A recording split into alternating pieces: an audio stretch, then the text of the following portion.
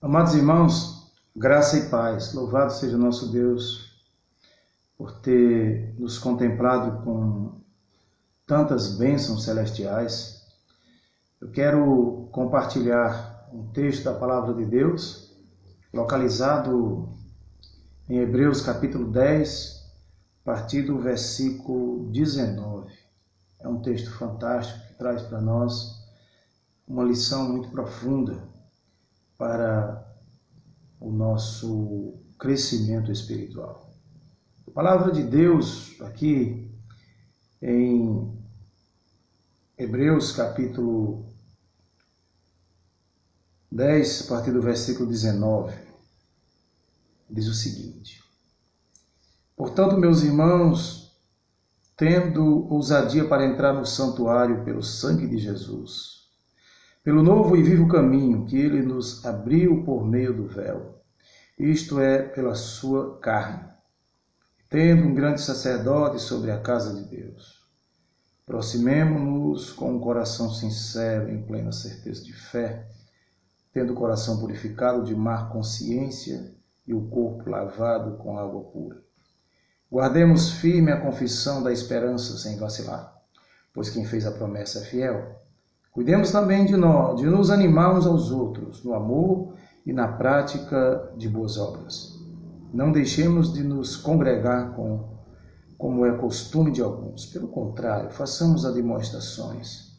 Ainda mais agora que vocês veem que o dia se aproxima. Porque se continuarmos a pecar de propósito, depois de termos recebido o conhecimento da verdade, já não resta sacrifício pelos pecados. Pelo contrário, resta apenas uma terrível expectativa de juízo e fogo vingador, prestes a consumir o adversário. Quem tiver rejeitado a lei de Moisés, morre sem misericórdia, pelo depoimento de 2 ou 3 testemunhas. Imaginem quanto mais severo deve ser o castigo daquele que pisou o Filho de Deus, profanou o sangue na aliança, com o qual foi santificado e insultou o Espírito da graça. Pois conhecemos aquele que disse: A mim pertence a vingança, eu retribuirei. E outra vez o Senhor julgará o seu povo. Horrível coisa é cair nas mãos do Deus vivo. Querido Deus, nós te louvamos e te bendizemos pela tua palavra. Que o teu Santo Espírito ilumine nossas vidas, para que possamos compreender aquilo que o Senhor tem a nos dizer. Em Cristo Jesus nós te oramos, ó Deus. Amém. Meus queridos, hoje eu quero partilhar um texto, a palavra de Deus. A morte de Cristo nos leva a Deus pelo novo e vivo caminho. E eu quero exatamente que, ter a sua atenção nesse momento. Sei que tudo isso vai ficar gravado e você pode ver outra hora, você pode ver quando você quiser, porque nós vamos colocar nos canais, nas redes sociais, que temos acesso. Porque o nosso intuito é tentar agradar a Deus, levando uma mensagem do coração do Senhor para o seu coração. Esse texto, ele nos faz entender que a morte de Cristo realmente nos leva a Deus pelo novo e vivo caminho. Isso é fundamental, é importante que você compreenda essa verdade. Observe que logo no início dos versículos 19 até o 22, nós entendemos nesses versículos que a morte de Cristo deu livre acesso ao ser humano para entrar na presença de Deus, porque antigamente não tínhamos esse acesso. Antigamente o homem não tinha. Foi necessário que o Senhor, pela sua infinita bondade, pudesse abrir esse espaço para você entrar na presença de Deus. Então, você pode ler comigo o versículo 19, que vai dizer o seguinte, meus queridos, olha: Portanto, meus irmãos, tendo ousadia para entrar no santuário pelo sangue de Jesus, por esse novo e vivo caminho. Então, eu posso seguir com com a leitura até o versículo 22. O versículo 20. Pelo novo e vivo caminho que ele nos abriu por meio do véu, isto é, pela sua carne. Procedendo ainda e tendo um grande sacerdote sobre a casa de Deus. Aproximemo-nos com um coração sincero, em plena certeza de fé, tendo o coração purificado de má consciência e o corpo lavado com água pura. Esses versículos, ele nos chama a atenção e eu quero aproveitar para chamar a sua atenção também para ele. O autor de Hebreus escreve exortando todos os judeus da época a compreender a divindade de Jesus e a aceitar pelo fato deles não concordarem com isso. A minha pergunta é, você concorda com a divindade de Cristo? Você concorda de fato? Então, amados, olhe bem, observe bem o que o versículo nos garante. Nós não tínhamos esse livre acesso a Deus. Você pode agora, com muita alegria, se sentir um privilegiado ou uma privilegiada pelo fato de você ter acesso diretamente a Deus. Você tem esse acesso ao Senhor. Não tenha dúvida disso. Tá certo? Porque na cruz do Calvário foi conquistado esse direito para você. Caminhar pelo novo e vivo caminho. O próprio Cristo afirma isso dizendo, eu sou o caminho, a verdade e a vida, e ninguém vem ao Pai senão por mim. Não há motivo para você se desesperar, não há motivo para você sair por aí sofrendo. Mas você precisa compreender que tem que trilhar esse novo caminho que o Senhor Jesus conquistou por você na cruz. Mas o versículo 22, ele exorta você e a mim, ele nos exorta. É necessário que nos aproximemos de Deus. Vamos nos aproximar do Senhor. Vamos chegar para perto do Senhor, mas com um coração sincero, quebrantado. Não dá para chegar para perto de Deus de todo jeito ou de qualquer jeito, de maneira desleixada. Jeremias foi muito duro com isso. Ele chegou a dizer que é maldito todo aquele que fizer o trabalho do Senhor relaxadamente. Eu pergunto, você tem se apresentado a Deus como? Você tem se apresentado a Deus com sinceridade? Você tem se apresentado a Deus de que maneira? Como você tem se direcionado ao Senhor? Às vezes que você vai adorar, você tem levado a sério ou você tem simplesmente chegado, se preparado aí do seu jeito, sem o coração quebrantado. O que eu entendo é que esse versículo está nos dizendo aqui, o versículo 22, ele está nos dizendo que temos que ir com o coração sincero. Hebreus capítulo 10, versículo 22. O coração sincero, o coração quebrantado. E ele segue dizendo, em plena certeza de fé, tem que estar com a fé viva, com a fé equilibrada, dentro de uma realidade diferenciada de quem de fato crê, de quem de fato confia no Senhor Jesus Cristo. Mas o versículo ainda nos exorta que está com o coração purificado de má consciência e o corpo lavado com água pura. Não pode haver maldade. Peça ao Senhor que elimine do teu coração todo tipo de maldade, tudo aquilo que não contribui para a sua saúde espiritual. Assim como você faz com as coisas, com as enfermidades, com as dores ou com os sintomas que não contribuem para a sua saúde física, que muitas vezes impede de você realizar as suas tarefas domésticas, o seu trabalho, é necessário que você elimine. Quando nós estamos doentes fisicamente, nós eliminamos com medicação, muitas vezes até com cirurgia, porque nós vamos viver com esse incômodo na nossa vida espiritual também. Precisamos lavar o nosso corpo com o sangue de Cristo, com a água pura, e eliminar tudo aquilo que interfere na saúde espiritual. Joga fora aquilo que atrapalha o teu relacionamento com Deus. Em nome de Jesus, e tudo vai dar certo. Pode ter certeza disso. Mas nós ainda entendemos que o versículo 23, é necessário que possamos servir a Deus, é necessário que com muita firmeza confiar no Senhor, porque Ele fez uma promessa espetacular para nós, a promessa do Deus fiel, mas eu preciso não vacilar. Sem vacilar, é necessário confiar na promessa do Deus fiel. O versículo 23 diz o seguinte: guardemos firme a confissão da esperança sem vacilar, pois quem fez a promessa é fiel. É magnífico esse texto, porque quem fez a promessa é de fato fiel, sem sombra de dúvida. Por isso, eu preciso entender isso. Mas o que seria essa fidelidade? Eu vou tentar aplicar para as nossas vidas esse versículo da seguinte forma: Deus é fiel. Sem sombra de dúvida, Deus é fiel. E essa frase,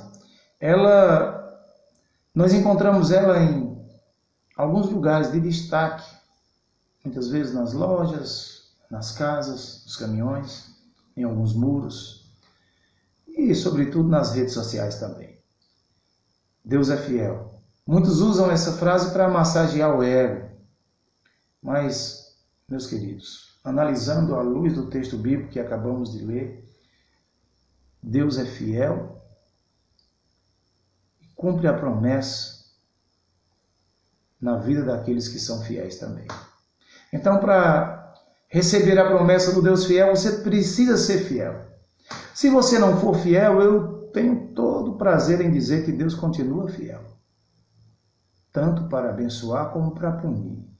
E nós precisamos nos colocar diante de Deus com essas duas opções: escolher ser fiel para bênçãos, ou ser infiel para receber de Deus a punição. Qual é a que você vai escolher? Pense nisso e escolha aquela que é correta, aquela que é certa. Tá certo? Então, meus queridos, eu quero ainda continuar com você agora em Hebreus capítulo 10, versículo 24, do versículo 24 até o versículo 25. Nós podemos entender que nesses dois versículos, 24 e 25, o autor de Hebreus exorta sobre a eficácia e o incentivo entre os irmãos de cultuarem juntos. É interessante, mas é verdade. Veja que ele encoraja os irmãos a um animar o outro, incentivando, encorajando. Vamos ler o versículo para que você possa entender. Se você puder ler aí, pegue sua Bíblia, Hebreus 10, 24 e 25. Cuidemos também de nos animar uns aos outros no amor e na prática de boas obras. Não deixemos de nos congregar, como é costume de alguns. Pelo contrário, façamos admoestações, ainda mais agora que vocês veem que o dia se aproxima. Eu quero chamar a sua atenção. Primeiro, para fazer uma pergunta a você. Você tem sentido falta de alguns irmãos do templo, no momento de culto? Se você tiver sentido falta dos irmãos, você tem feito o que para encorajar esses irmãos a voltar a cultuar? Qual tem sido a sua atitude? O que você tem feito? Você tem, como diz o versículo 24, você tem encorajado esses irmãos? Cuidemos também de nos animar uns aos outros no amor e na prática das boas obras. Não deixemos de congregar, como é costume de alguns. O que você tem feito? Bem, meus amados, eu sou obrigado a dizer a você que você precisa ter cuidado, sim. Você precisa animar esses irmãos. Você precisa incentivá-los. Você precisa congregar com eles. Ou você faz parte daquele grupo que não está mais congregando, que a pandemia te deixou assim fora de tantas coisas que você perdeu o gosto pela causa de Deus. Será que essa pandemia tem feito você, tem tirado a sua alegria de estar na presença de Deus? Isso é perigoso. É preciso que você ore por você, para que o encorajamento flua dentro de você, e depois você transmitir todo esse encorajamento para as pessoas que você tem acesso. usando os meios que nós temos, como todos os meios de comunicações. As redes sociais, por exemplo, que é onde o ser humano hoje investe uma grande quantidade do seu tempo. Mas é preciso que você continue firme no Senhor, encorajando uns aos outros a estar na presença do nosso querido Deus. Eu quero proceder agora, queridos irmãos, com os versículos do 26 até o 31, Hebreus 10, de 26 a 31. Nós já percebemos que nesses últimos versículos do texto, o autor de Hebreus, ele relata o perigo do pecado proposital. É interessante, eu quero chamar a sua atenção para isso. Há um perigo nisso, né? Quando o homem peca propositalmente, é perigoso demais. Ele está zombando do Senhor, ele está pisando aonde não deve. Diz o texto, nós vamos ler, você vai entender o que significa zombar e pisotear de Jesus Cristo. Vamos ler o texto com muito cuidado. Eu quero ler o versículo 26, que o autor escreveu o seguinte: porque se continuarmos a pecar de propósito, depois de termos recebido conhecimento da verdade, já não resta sacrifício pelos pecados. Eu vou continuar lendo até o 31 para que você possa entender como é perigoso o pecado de propósito. Pelo contrário, resta apenas uma terrível expectativa de juízo e fogo vingador, prestes a consumir os adversários. O 28, quem tiver rejeitado a lei de Moisés morre sem misericórdia, pelo depoimento de 2 ou 3 testemunhas. Imaginem quanto mais severo deve ser o castigo daquele que pisou o Filho de Deus, profanou o sangue da aliança, com o qual foi santificado e insultou o Espírito da graça. Pois conhecemos aquele que disse: a mim pertence a vingança, eu retribuirei. E outra vez o Senhor julgará o seu povo. Horrível coisa é cair nas mãos do Deus vivo. Meus amados irmãos, como esses versículos nos ensinam algo maravilhoso, mas eles são assustadores. Começando com o versículo 26, quando ele explica para nós, deixa claro aqui, o autor escreve para os hebreus, mas o Senhor Jesus Cristo, o Espírito Santo de Deus, escreve para todos nós. Escreve para mim e para você também. A inspiração de Deus nesse texto é para que seja aplicado nas nossas vidas lições fundamentais para ser acréscimo na nossa vida espiritual.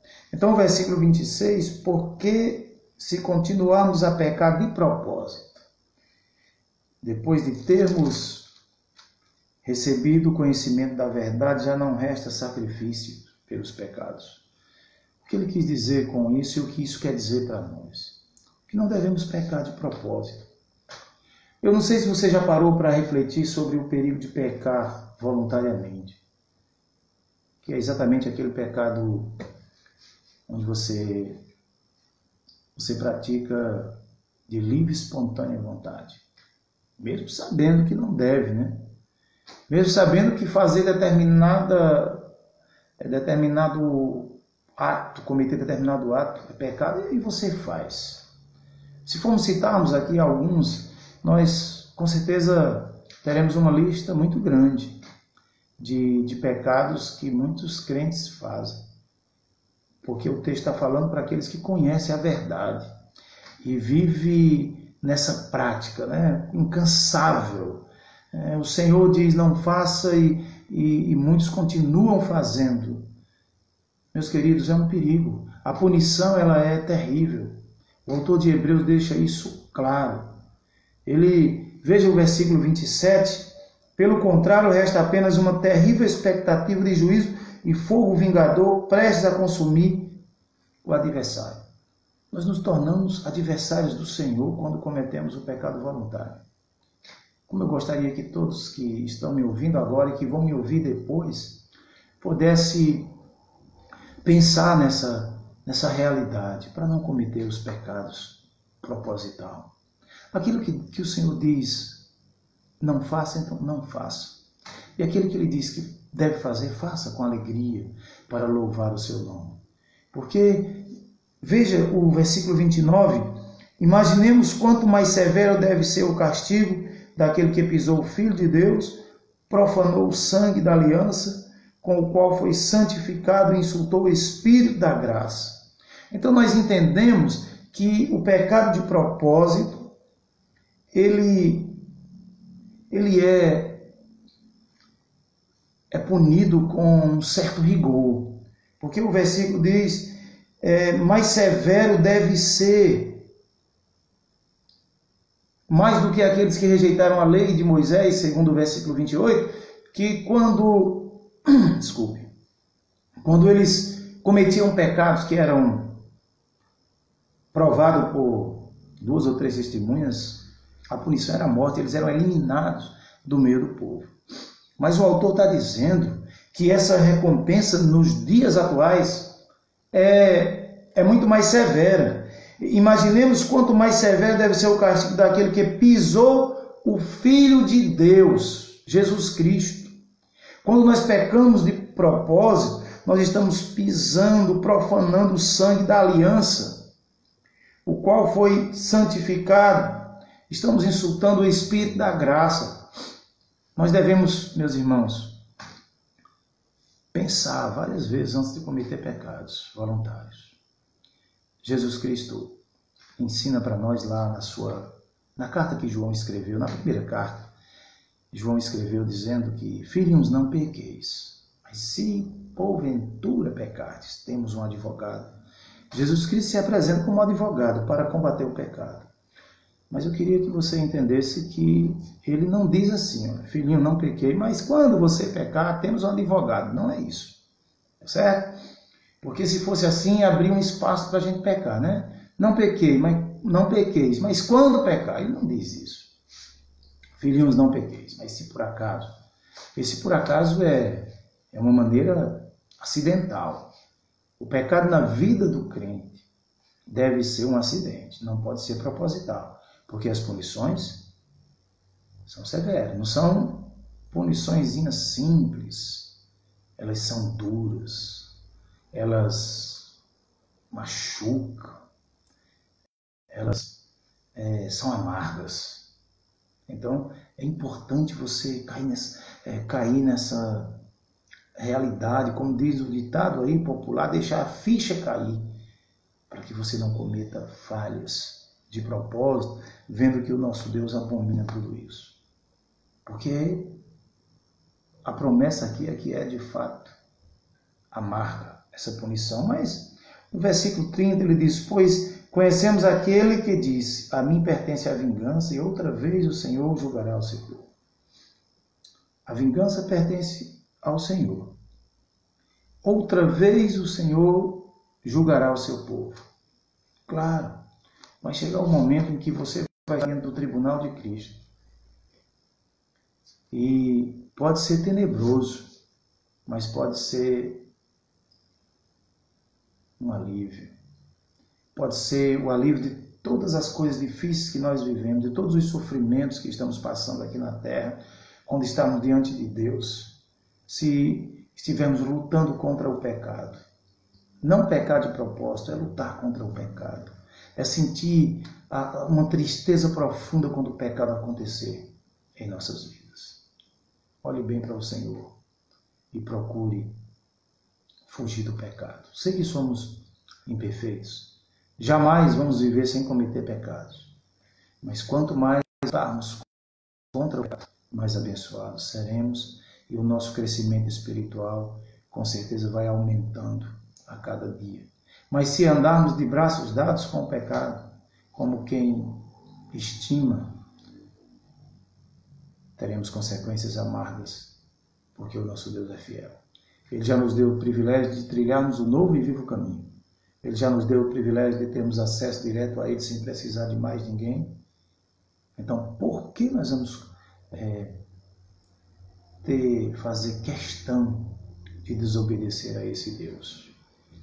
Concluo com o último versículo dizendo: a coisa é cair nas mãos do Deus vivo. É terrível cair nas mãos do Deus vivo. Quando se cai nas mãos de Deus para receber a punição, é terrível. Façamos o contrário. Nos lancemos nos braços de Deus. Ao invés de cair, não. Se jogue nos braços de Deus. E aí Ele vai contemplar você com toda a misericórdia. Esse se jogar representa uma vida sincera, um coração sincero. Representa um coração quebrantado. Representa um homem ou uma mulher se humilhando na presença do Senhor. E assim o Senhor, com certeza, vai contemplar você com toda sorte de bênçãos. Portanto, meus queridos irmãos, vamos fazer a vontade de Deus, compreender tudo aquilo que Ele fez por nós. Vamos procurar cada dia estar na presença do Senhor sem vacilar. Vamos aproveitar tudo aquilo que Ele fez. Tá certo? Aproveitemos o acesso que temos a Deus, presenteado pela morte de Cristo, para entrarmos no Santo dos Santos pelo novo e vivo caminho. Que o nosso eterno Deus, em Cristo Jesus, abençoe ricamente a sua vida. Obrigado por você que ficou comigo neste momento e que Deus continue abençoando você.